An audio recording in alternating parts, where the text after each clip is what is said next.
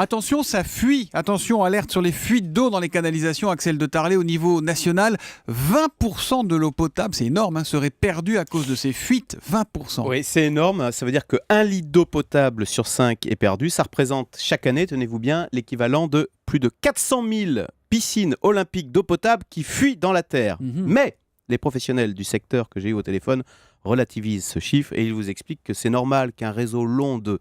Là aussi, tenez-vous bien, 900 000 km en France. 900 km de tuyaux, En 900 000 France, km le de réseau tuyaux. d'eau sous nos pieds, c'est l'équivalent de plus de 2 fois la distance Terre-Lune. Eh bien, c'est normal que ce gigantesque réseau d'eau ait des fuites. D'ailleurs, dans les zones rurales où il faut parfois acheminer l'eau dans des endroits impossibles, le taux de fuite dépasse les 50%. Il n'empêche, c'est vrai, et c'est ce que dit ce rapport publié par l'Observatoire des services publics d'eau, notre réseau vieillit, il a été construit en grande partie après-guerre, et il faut remplacer les canalisations les plus anciennes. Usées, voilà, les artères exactement. qui amènent l'eau. C'est exactement l'image qu'il faut avoir, d'autant qu'il vaut mieux prévenir en amont, agir avant l'accident.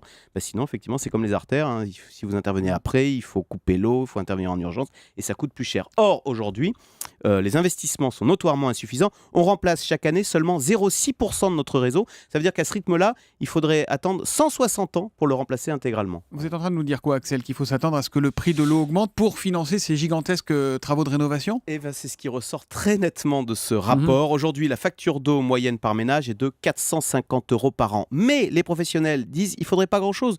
Une simple hausse de 4 € par an permettrait par exemple de doubler les investissements d'entretien. Et en fait, on y aurait tout intérêt parce que moins il y a de fuites, moins il y a de gaspillage, parce que ce gaspillage nous est facturé. Aujourd'hui, concrètement, avec un taux de fuite de 20%, ça veut dire qu'on paye 20% de notre facture d'eau pour de l'eau qu'on ne reçoit jamais et qui se perd dans la nature. Ça veut dire que ça nous coûterait moins cher de payer un tout petit peu plus cher pour les travaux. Surtout quand ça pète, quand ça explose, il faut tout casser. Les chaussées, dans l'urgence. Et il faut couper l'eau. Et il faut couper l'eau en plus. Ce qui ne nous arrange pas à 7h12 du matin. Le Zoom Éco d'Axel de Tarlé. C'est tous les matins sur Europe 1. Demain, Axel.